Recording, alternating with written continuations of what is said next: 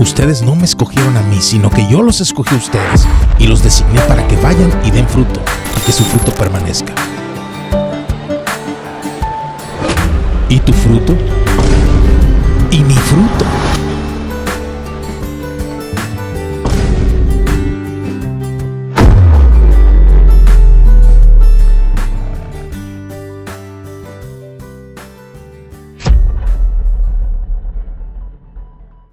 Estamos hablando acerca del fruto del Espíritu y ya mencionamos al agape, el amor. Hoy hablaremos de chará, el gozo. Seremos breves, pero eso no hace de este asunto uno menos importante. Quiero comenzar diciendo que en el mundo se confunde el gozo con la alegría. Los hemos hecho sinónimos y luego también se confunde alegría con felicidad.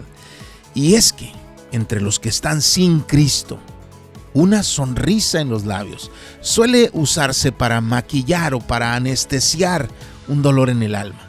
Y ríen, y gritan, y aplauden, y beben, y bailan, pero por dentro hay dolores difíciles de encarar. Pero cuando vamos a la Biblia, descubrimos dos cosas que son muy interesantes. La segunda es menos conocida que la primera. La primera es que el gozo es un estado del alma, algo profundo, sólido, arraigado. Lo repito, es un estado del alma. Y la alegría es una expresión o apariencia en algunos casos de bienestar. Pero aquí va la segunda cosa que es muy interesante porque solemos tratar al gozo y a la alegría como si fueran realidades irreconciliables. Cuando como creyentes entendemos que el gozo es algo del alma, vemos entonces la alegría como algo mundano, como algo innecesario. Y sin embargo, en la Biblia, donde hay gozo, hay alegría. ¿Recuerdas cuando Cristo nos dice bienaventurados serán cuando los insulten y persigan y digan todo tipo de mal contra ustedes falsamente por causa mía? ¿Lo recuerdas? Mateo 5.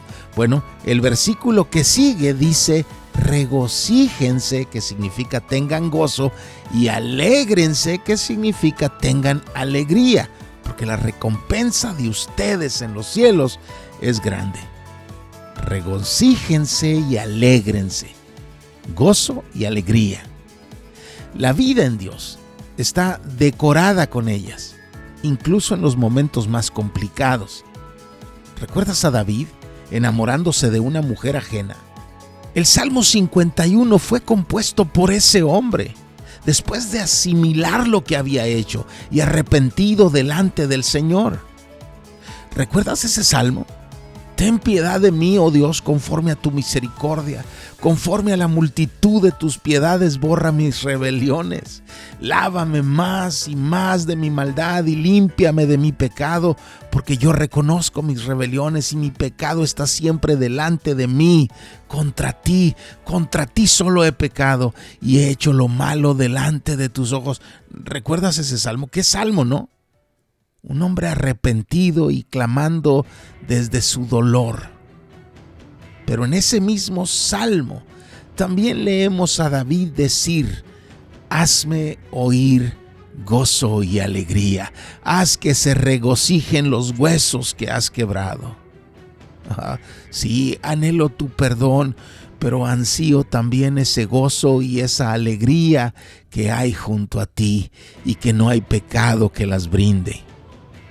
Y lo escribe un hombre que estaba en el trono, que había matado gigantes, que había sido vitoreado por multitudes, que había compuesto canciones, que había matado animales salvajes con sus propias manos, que había escrito miles de historias increíbles, que había acumulado riquezas, fama, poder, gloria, mujeres, amigos leales, consejeros honestos, pero nada en ello tenía el gozo y la alegría que hay en la presencia de Dios. Y cuando el hombre de Dios está lejos de Dios, cuando el pueblo de Dios está lejos de Dios, el gozo y entonces la alegría se disipan.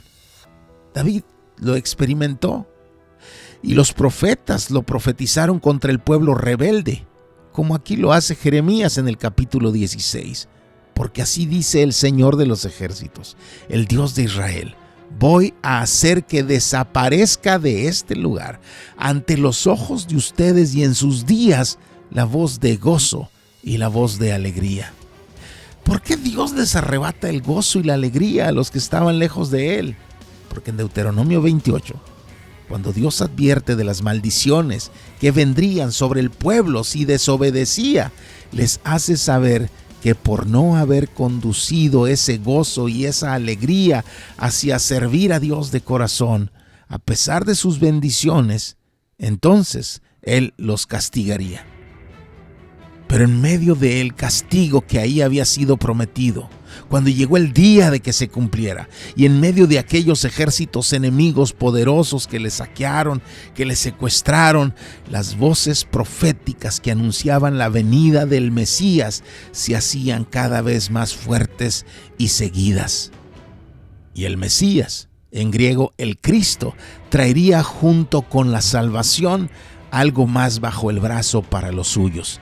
Isaías dijo: volverán los rescatados del Señor, entrarán en Sión con gritos de júbilo, con alegría eterna sobre sus cabezas. Gozo y alegría alcanzarán y huirán la tristeza y el gemido. Cristo, el Mesías, traería el gozo y la alegría que los suyos habían perdido por su pecado.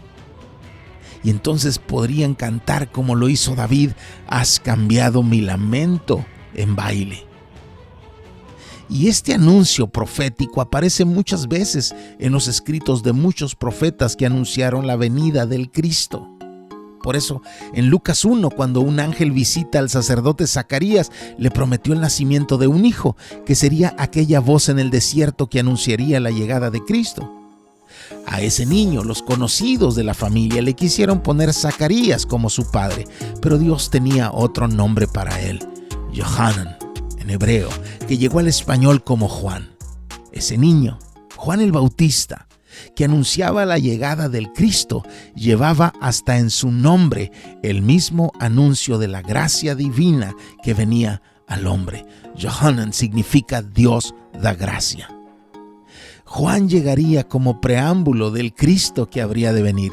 Por eso el ángel le dijo a Zacarías que él tendría eso que estaba prometido cuando el Mesías viniera. Por eso en los últimos versículos de Lucas 1 cierran con Zacarías profetizando que su hijo, Juan, Johanan, anunciaría la llegada del Mesías, del Cristo. Pero quiero regresar aquí para recuperar esto que es importante de entender. Donde hay alegría, no siempre hay gozo, pero donde hay gozo, siempre hay alegría. Es decir, en el mundo se construye una alegría superficial, simulada, aparente, para esconder una realidad difícil.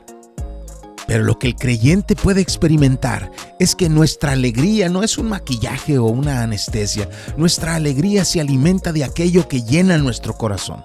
No tratamos de esconder lo que hay en las fibras de nuestra alma, sino que la alegría es la expresión de lo que hay ahí. No estamos, como los demás, luchando por esconder lo que hay en nuestro corazón, sino estamos respondiendo a lo que Cristo hace en nosotros. Por eso no podemos y no debemos vivir como los que no tienen esperanza. Leemos a Pablo decir en Filipenses 3:1: regocíjense en el Señor, pero un capítulo después lo hace un mandato. El creyente debe tener gozo en el Señor siempre. Y luego insiste, enfatiza, lo repite: regocíjense.